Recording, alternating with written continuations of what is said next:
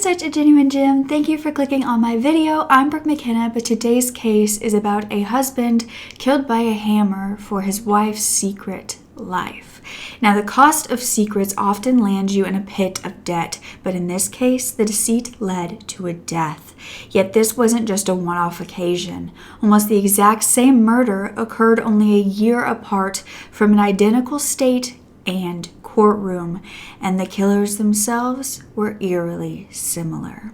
If you don't know, it's my absolute passion to tell these stories. I mean no harm or disrespect when I do so. So if that's something you would like to support me in doing, all you have to do is make sure you are subscribed with the post notification bell on, giving this video a thumbs up, and leaving a nice comment down below.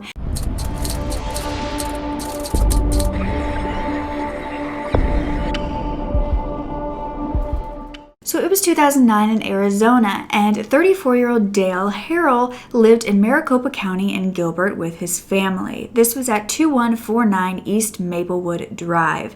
This was also his wife, who was 34-year-old Marissa DeVault, and their three daughters, 13-year-old Rhiannon Skye, Kiernan, and then 6-year-old Dianan. Now, the eldest Rhiannon actually had a different father, but that father was not in the picture, and so Dale was more like her father, even though he hadn't formally adopted her. Dale and Marissa had been married about 10 years by this point, and they were said to have a beautiful family who often took vacations and were just very well put together. And on January 14th of 2009, when the family was supposed to be home going about their usual routine, someone planned to disturb that peace because at 2:45 a.m. the Gilbert police were called to the residence, and the other person on the line had quite the story to tell. You see, what I didn't tell you was at this time the DeVaults and the Harrells, because they both had their own last name, their residence was actually also the home of one of Marissa's friends who was named Stanley Cook.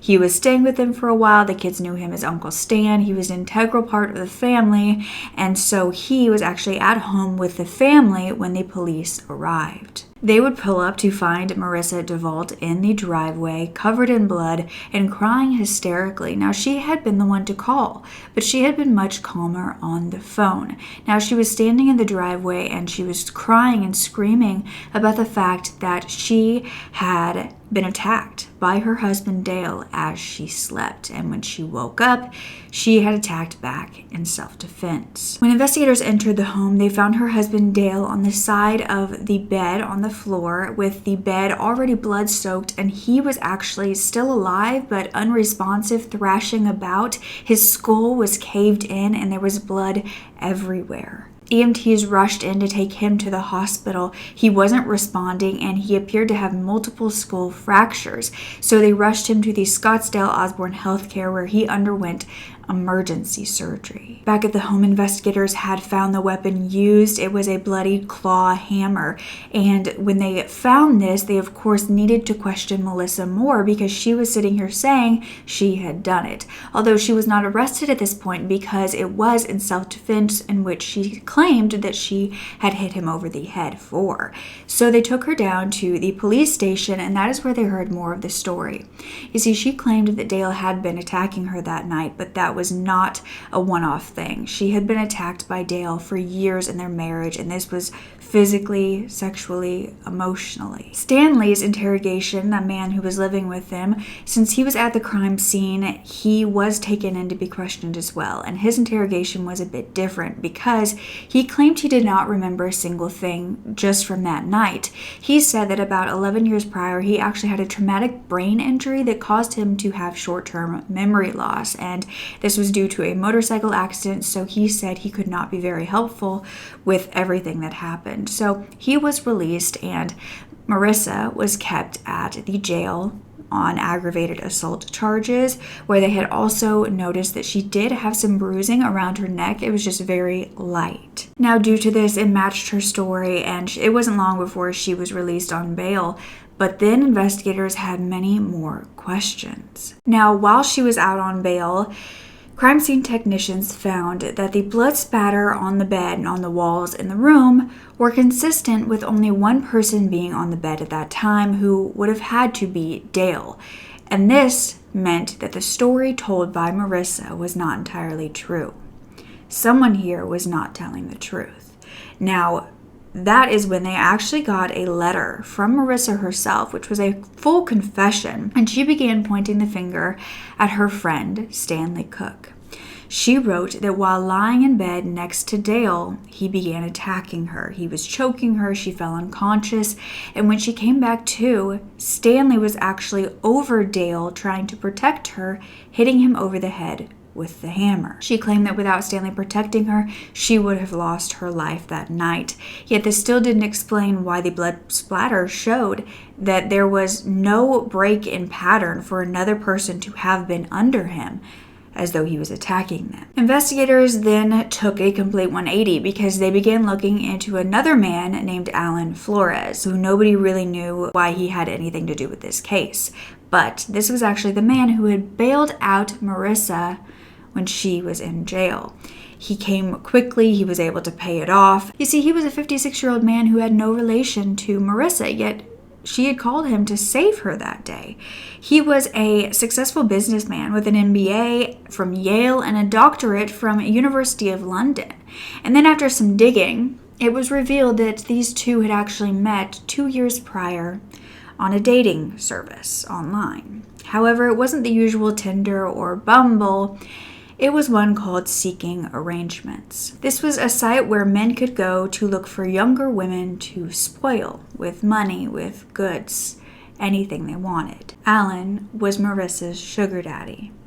Now, Marissa had signed up for this website, which was known as an elite sugar daddy dating site for those seeking mutually beneficial relationships and mutually beneficial arrangements. And this was all under the nose of her husband, Dale. As they began seeing each other, Marissa would go on dates with him. She began telling her friends and family that Alan was her dead stepfather's gay lover. Nobody really knew who Marissa's stepfather was or had met him before he died, so this was a story that made it seem innocent. And the only problem was her stepfather wasn't gay, nor was he dead. At this point, it was uncovered that 13 days before the attack on January 1st, there was a life insurance policy taken out on Dale Harrell.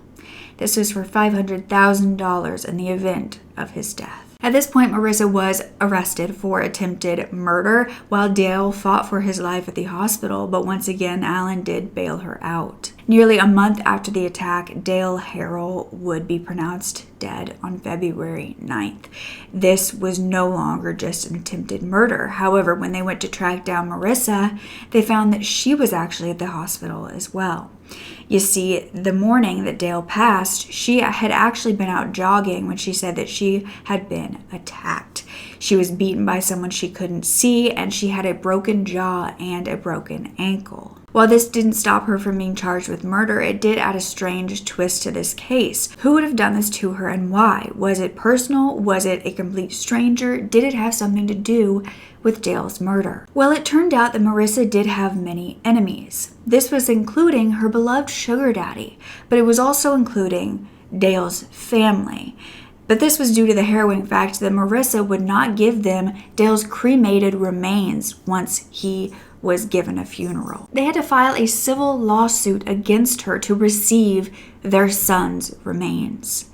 There was also Stanley Cook, who was with her at the time of the murder but would not say anything, claimed he didn't remember, and was now being blamed by her for the murder. When Marissa was healthy enough to be transferred back to jail, she was hit with the news that they did not believe her confession letter, that Stanley Cook had nothing at the home that correlated with evidence against him. And so, not long after, Marissa did confess to being the one to hit Dale over the head with the hammer. But her motive was still self-defense. A 300-page confession letter was then written by her, detailing the years of abuse from Dale, that she was always in the hospital due to him, and then one time in front of a whole bunch of people, he had actually shoved her, dislocated her shoulder, and then somebody there had to pop it back into place. She said she did attack him. She didn't know how many times she hit him, only that Stanley eventually stopped her and took the hammer away. She claimed that she would not have stopped if it wasn't for Stanley. And investigators began to wonder if this was really the case, if this was the case of a victim who had been a wife that needed to get away. That's when they began to take in friends and family and interrogate them, and they were questioning anybody they could, but nobody was saying they had ever seen this side of Dale. However, that's not completely uncommon in domestic abuse situations. Then there was a friend of Marissa's who had come to live with them for a while. Her name was Amy, and she said that she had never seen Dale be abusive, but she actually had known Marissa to be verbally abusive, because that is how their friendship was ruined, because she was verbally abusive to her. Many friends and family claimed that they knew Marissa was a liar. She lied often, and she was often talking about this large inheritance that she was going to get from her stepfather, and it never ever came. And then they found out he wasn't actually deceased. Some of them even said that they were suspecting that Marissa and Alan were having an affair behind Dale's back, even though Marissa tried to say he was just her stepfather's gay lover. She wasn't very good at keeping up the front, and investigators knew at this point they needed to get Alan Flores in the investigation. They needed to talk to him to find the truth out about Marissa, because it seemed as though he, out of anyone, knew. They also suspected that he could have been an accomplice in the murder. So Alan's home was searched twice, and his computer was actually seized. And he wasn't really wanting to talk at this point. However, when they went through his computer, they found sexually explicit photos of children, and they ended up being able to use this to get Alan to testify against Marissa for immunity on those charges. Prosecutors wanted the death penalty, and the defense claimed that she actually had battered women's syndrome, and she pled not guilty. Now, the judge demanded that nobody be on the jury for this case that knew anything about the Jodi Arias case. This was because Marissa's case was oddly similar to Jodi's that had happened a year prior in the same exact courtroom. She had murdered the man in her life, Travis Alexander. She had been accused of cutting, stabbing, and shooting him to death, starting when he was in the shower. But she claimed self-defense over him being abusive, just like Marissa, and this too had happened in Arizona in the same Maricopa County courtroom. Not to mention, they were said to look strikingly similar. They were both petite and pretty with dark hair that reached the middle of their back, and they wore glasses in trial when they didn't normally wear them. Jodi and Marissa also both had other men in their lives when they killed who was supposed to be their only man. Since the Jodi Arias trial was a complete circus, that's the last thing anyone wanted to duplicate here.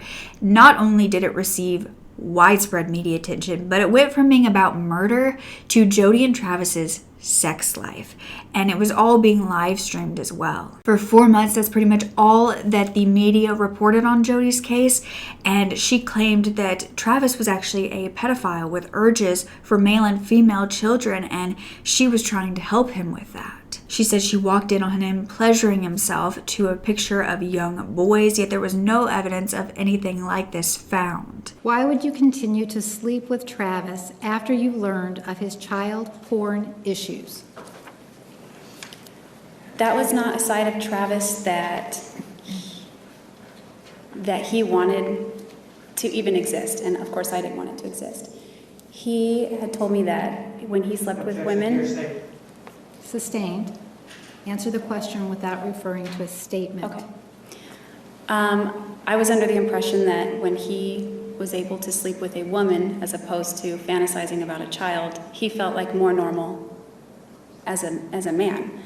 So also I had seen prior to this incident many beautiful qualities about him and good qualities about him and things that were attractive about him. And I believed that this incident was a negative part of himself that he didn't want to foster, or that he was fighting or struggling against, and that he ultimately wanted to eradicate.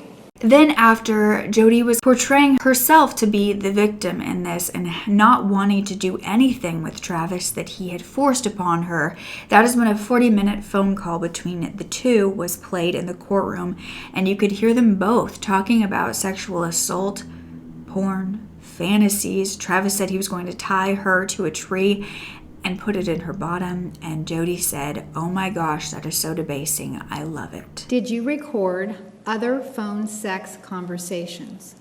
Yes. This was only a fraction of what was uncovered in that trial, and it was told in court like friends at lunch gossiping more than it being about a murder. Finally, in Jody's case, it was brought to the murder, and Jody claimed that she was actually taking nude photos of him in the bathroom when she dropped his new camera. He began to lose it on her. He body slammed her into the floor, and she ran and grabbed a gun, and then when he lunged for her, it went off. How did you have time to get the gun down if he was right behind you?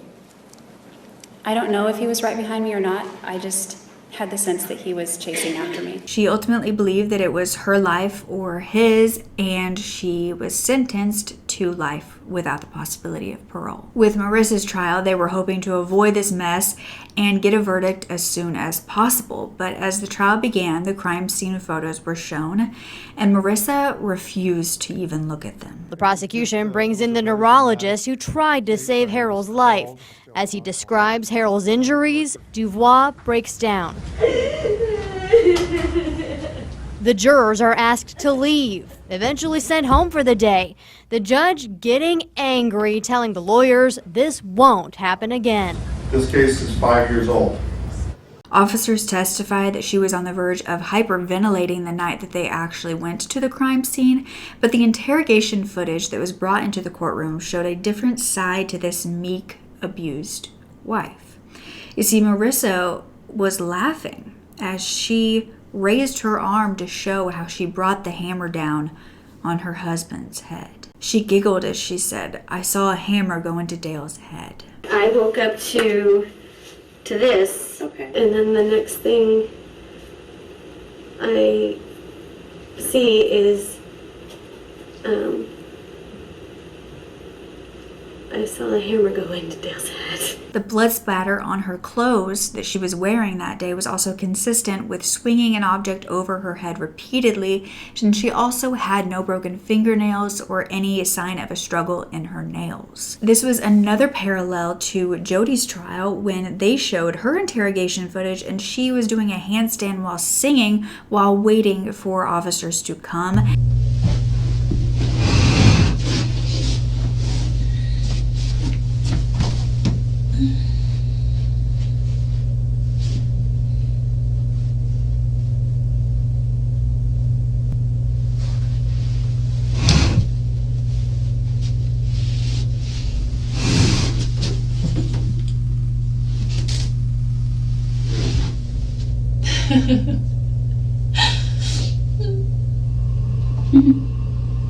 Still beating.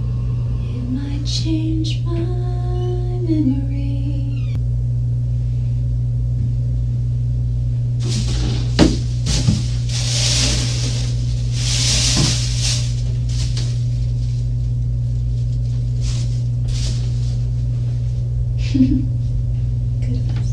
And when they finally arrested Jody, she asked if she could do some primping in the bathroom before she was arrested and her picture was taken.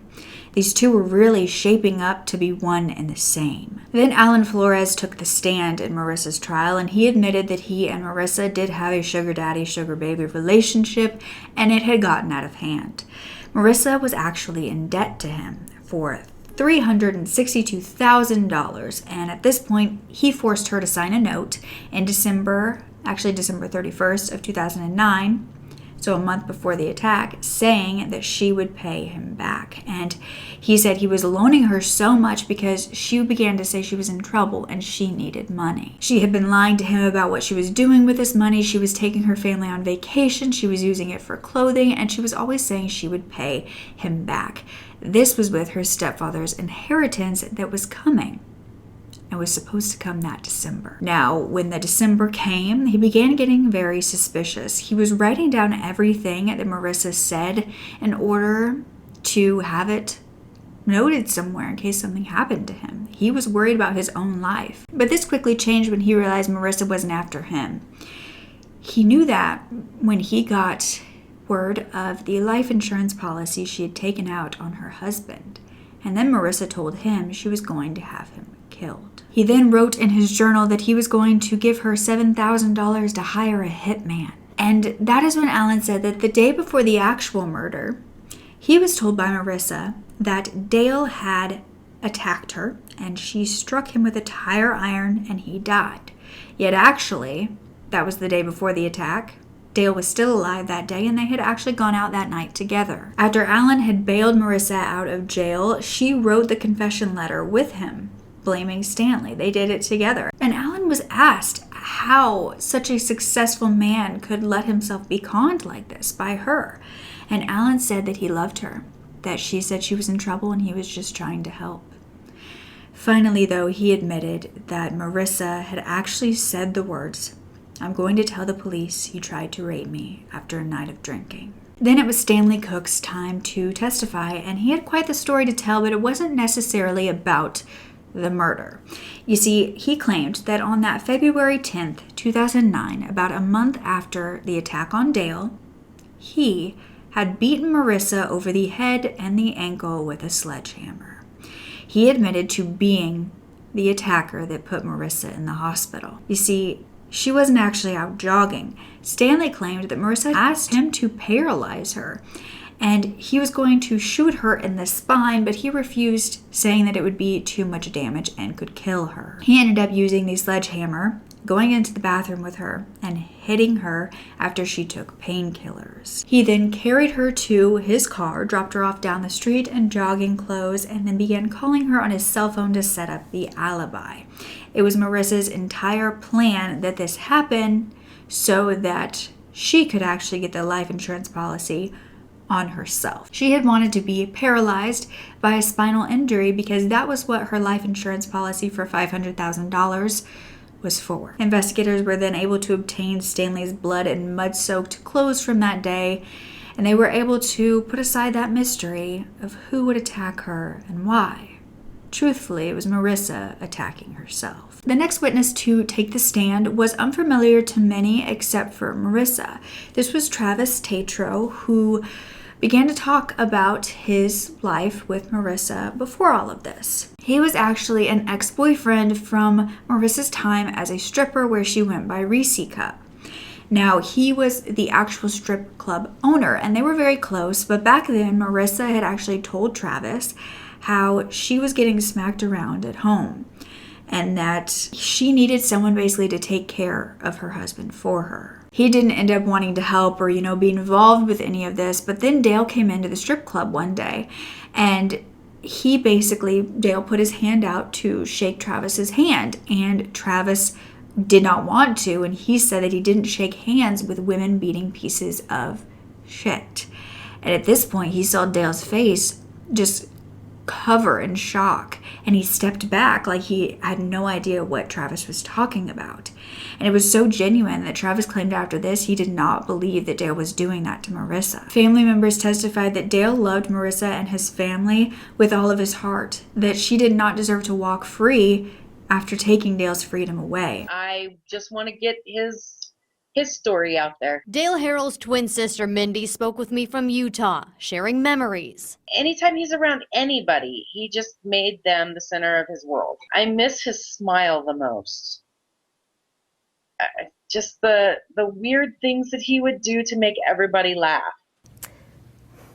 Sorry. I actually met him through Marissa. It's frustrating that she's trying to paint the picture of my friend who would not hurt anybody as being an abuser. Amy says Dubois isolated Dale from his family and friends. That's why the photos you're seeing are from Dale's younger years. Friends and family say they didn't really hear from Dale much toward the end of his life. However, their daughters actually did take the stand. Well, the eldest, Rhiannon, who was 18 at this point, and she told the court that her father did abuse her mother. But I could not get much more of her testimony other than her saying that the household was tumultuous and that they were both cheating on each other. Marissa then told the court, "I can't do anything more than say I'm sorry. Sorry not only for my actions, but everyone I hurt. Dale's family, my heart goes out to them. His mother, his father have had to experience the worst loss in the world, the loss of a child. I know there is nothing I can say that will ever ease their pain." At this point, Dr. Janine DeMarte was the psychologist who was brought to the stand after she evaluated Marissa. Now, as soon as she heard Marissa's apology, she knew it was a lie.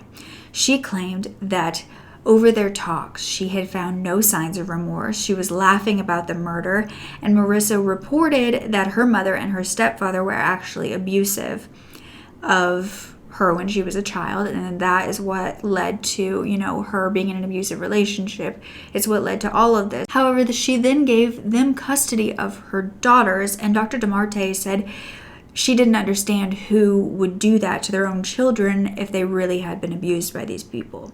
Dr. DeMarte then diagnosed her as a psychopath. Another psychologist who had talked to her was Dr. Cheryl Karp, and she claimed that she talked a lot about Dale, saying he liked threesomes, he liked watching her in bed with other men, and she claimed that Marissa wasn't a psychopath. She suffered with PTSD, depression, and anxiety, and lived in a hyper-aroused state that was in risk of falling into a psychotic episode, which is what has happened, and she believed she was a victim. It was funny though, because Dr. Karp also evaluated Jodi Arias, but never actually testified at her trial. On April 30th of 2014, after 7 days of deliberation, Marissa was found guilty, and the jury found that excessive cruelty had been used, meaning she was eligible for the death penalty.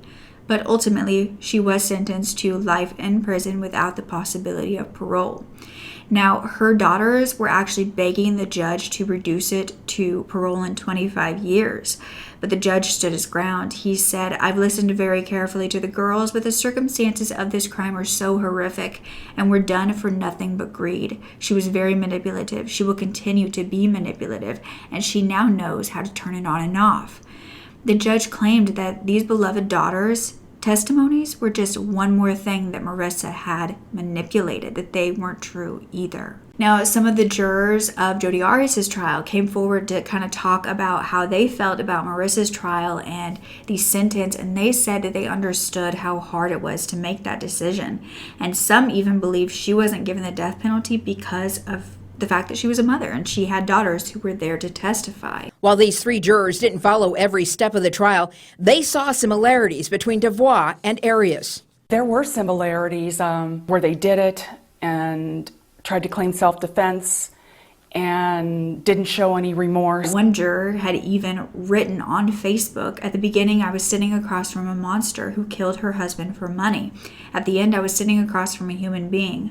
I voted for life because her children should have the right to a parent if they choose at 18. When an 11-year-old tells you, I know why my mom did it, but 2 parents are still better than 1, I couldn't vote to take another one away." Now, Marissa's daughter, Rhiannon, the same one who testified, told the news, "When you grow up with this kind of thing, you get used to bad news. Slightly less than bad news is really good news. Sometimes not losing is the same as winning." She said that if Marissa would have gotten the death penalty, she would have been 2 for 2 on parents, but now she is at 1.5. But some of Dale's family really wanted the death penalty, and they said that they didn't even necessarily support it, but they just didn't want Marissa to even be able to have visitors and talk to her children. I've been informed that if she gets life in prison, she'd be allowed visitors. I'm not big on the death penalty because I don't want to see the kids have to go through another funeral. But on death row, she would have no visitors, and she didn't give my brother an option to be able to have his family around him. So why should she? But do you believe that Marissa should have had the leniency for having children? Do you think her daughters were manipulated by her and for saying those things on the stand, or do you think that they have been through horrific childhoods and a horrific crime that nobody believes happened in self-defense? Were these women, Marissa and Jodi, abused by their victims? I've never done the Jodi Arias case because it was so highly publicized, but I thought it was the perfect kind of thing to throw in here as a twist to show that this can happen multiple times, and it can often happen more when it is so publicized as these women almost got away with it. That's why we have to be so careful with how we present these cases, and I do hope that I am doing a good job at showing that the victims matter more, that this is not a handbook to murder. This is showing you that good always prevails, that justice will be given. And don't forget to speak up. Your voice is powerful enough, and I love you to absolute pieces. Okay, bye.